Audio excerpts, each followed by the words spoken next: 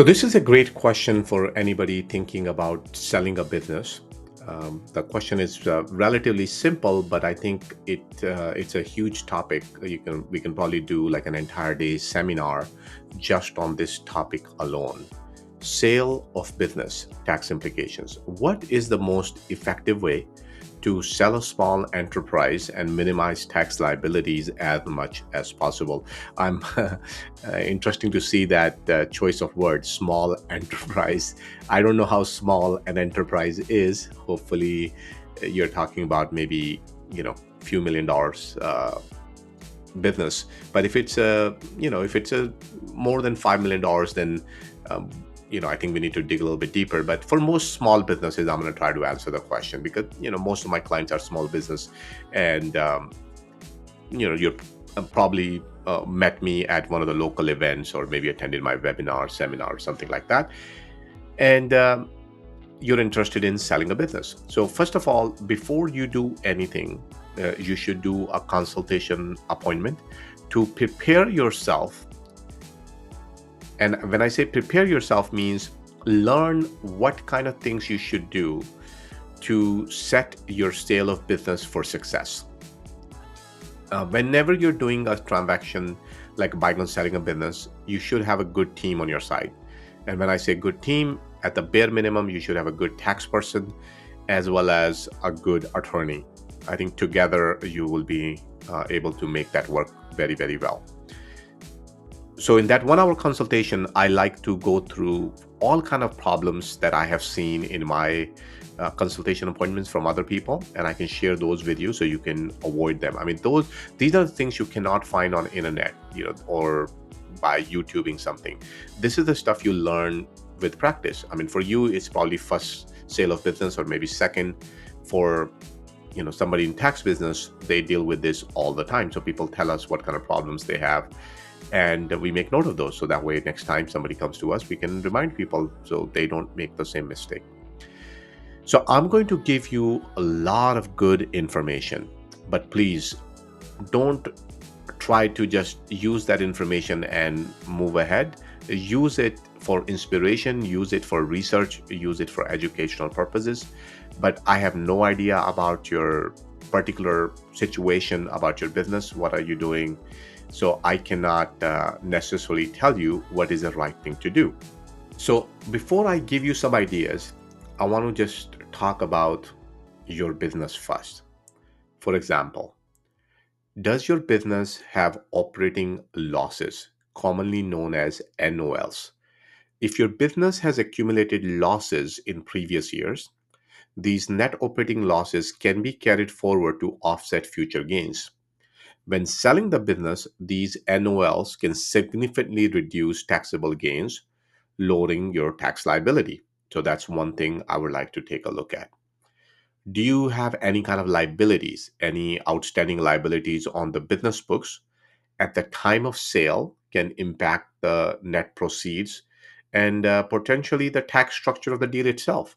Depending upon how the sale is structured, the buyer may assume these liabilities, which could affect the overall taxable gain, for example. Now, if you're a buyer watching this, then I would advise you for a different kind of consultation where I prepare you as a buyer what kind of things you should pay attention to, and how you can make sure that you discover things that can be easily hiding in plain sight.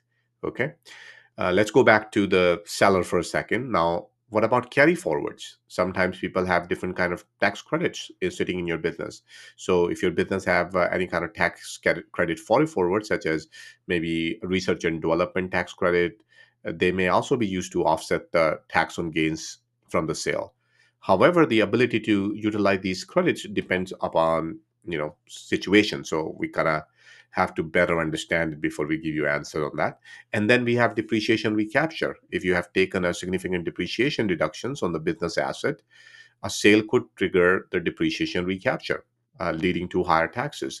This applies to asset sales, which most buyers would prefer.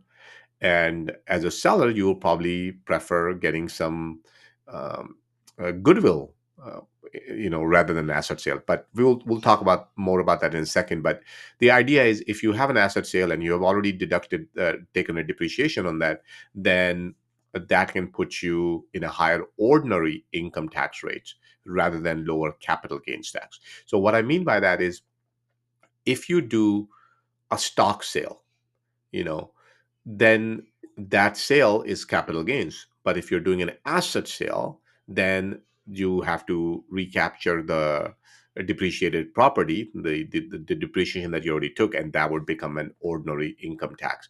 So we need to take a look at that. So that's just some example of what kind of things I would pay attention to. But your question is more about, what can I do to minimize tax liability? So before you go there, pay attention to those kind of things. But now let me give you some ideas about how you can minimize tax liabilities.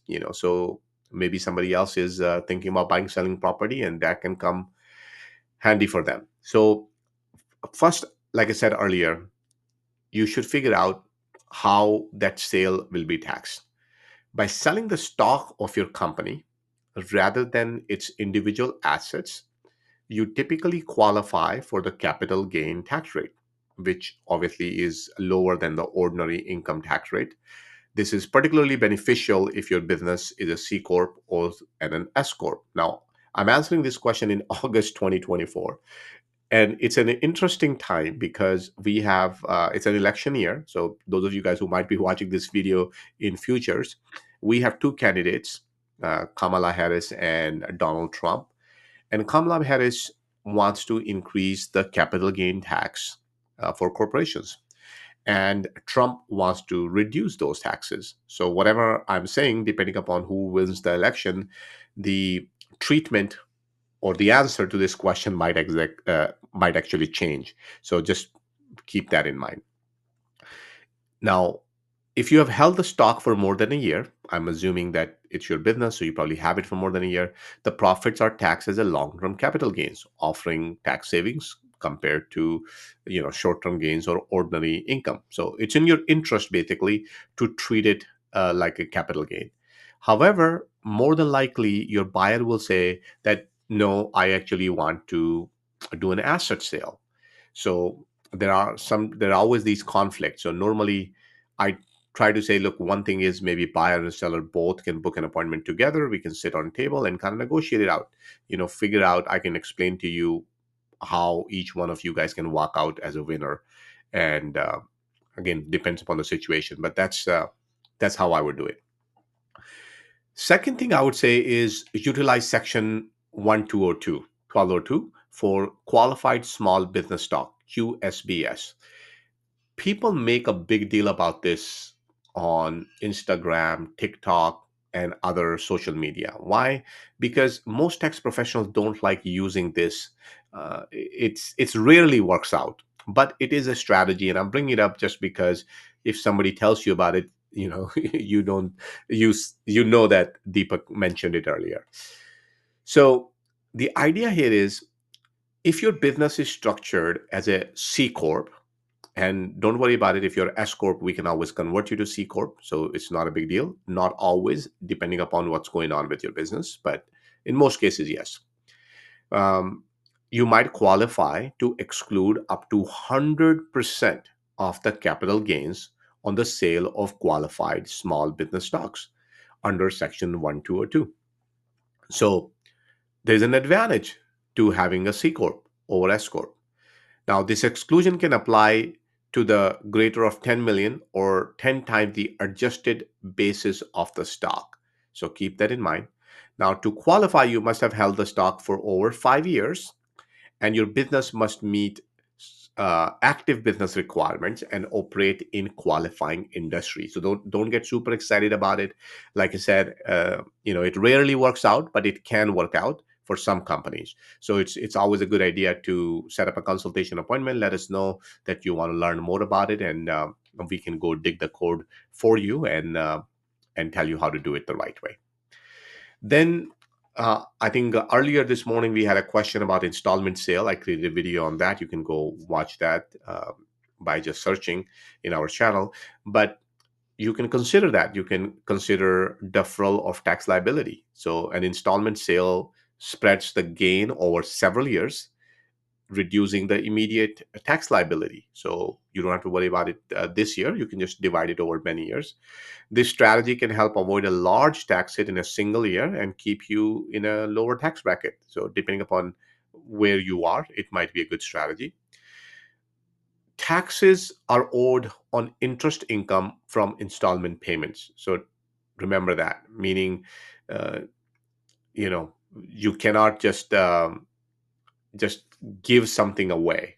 So keep that in mind. So before you set that up, once again, same thing with installment sales. If you want to set that up, set up a consultation appointment. I'll walk you through what kind of things you want to pay attention to. And usually I would include an attorney in that conversation to make sure that it's done properly. We want to make sure your interests are protected. Okay, another idea I can give you is you can roll a portion of your business into a new partnership. Okay, this is another strategy I use sometimes. That means rolling a portion of your business into a new partnership or a joint venture. This will basically help you do tax deferral, which can be particularly useful if you plan or to stay in the business, or if buyer wants some help from you. They need some help for a few years to get them up and running. So this could be a strategy. And then you can also consider partial exit strategy. So very similar. This approach offers a way to partially exit while still retaining some control and potential for future growth, with the deferred taxes on the portion rolled over. So these are some. I mean, I know some of you guys are going like, "Oh my God, this is like a brain freeze," but they work, and they can have a significant impact on your taxes depending upon what kind of sale we are talking about. Few other ones I can think of is maybe some sort of charitable contribution. If amount is big, if the tax liability is huge, we can consider that. You know, um, there are some donor advice funds. We can look into those. But most of the time, the problem is that people want some control over that income. Like they don't want to just give it away. They say, look, while I'm alive, I want to control it, and if I passes away, I want to pass it on to whatever their interest is, like some sort of charity or whatnot. So in those cases, there are some irrevocable trust. There are some grats. you know so we can use a grat, we can use some sort of trust, um, some sort of unit trust sometimes, depending upon what the situation is. So those could be all sorts of ways to reduce your tax liability as well. um, I mean, I have a few other ideas, but I think I'm just gonna make you fall asleep with this because it does get complicated. But I hope this kind of gives you an idea. Is that there are a lot of possibilities out there if you're thinking about buying, selling a business and figuring out how to reduce your tax liability there.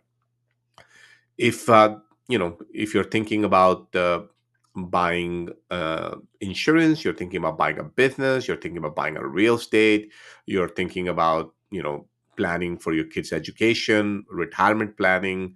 So all of these kind of things are big decisions in our life, and oftentimes we ignore talking to a tax professional before making that decision. And most of the time customers come to us after they have already made that move, after they have already done the transaction, and usually it's a little bit, I wouldn't say too late, but like, there's really not much you can do. Like you're kind of tying our hands as to how we can advise you as to how to structure the transaction, because transaction has already happened. So if you can, talk to us beforehand, I think we can be extremely helpful to you. Once again, getting hold of me is fairly easy. Just WhatsApp me on 888-260-0017, and I'll be happy to help. I have big connections. I can connect you with attorneys. I can connect you with other professionals who can help you make sure that you're saving and growing your wealth in the most efficient manner possible. So if that's what you're looking for, then definitely connect with me. Now, one thing I do want to leave you on: sometimes client thinks that all of this stuff is for people who have millions of dollars in bank. That's actually not true. I mean, strategies work for anyone. Somebody who has 50,000 or 500,000, doesn't matter. And if you come to me and I see that, if something is not right for you, I'll tell you my honest opinion, because I'm not persuaded by you buy this product or that product. My job here is to give you an independent advice, not to tell you what to buy where to buy it from, when to buy it. So if you're looking for unbiased advice, I'm your guy. I'll do my best to answer your questions in the most honest way possible. All right. Thank you so much, guys. I really appreciate it. And once again, if you have a question, just send it my way, 888-260-0017, or set up a consultation appointment with me. Okay.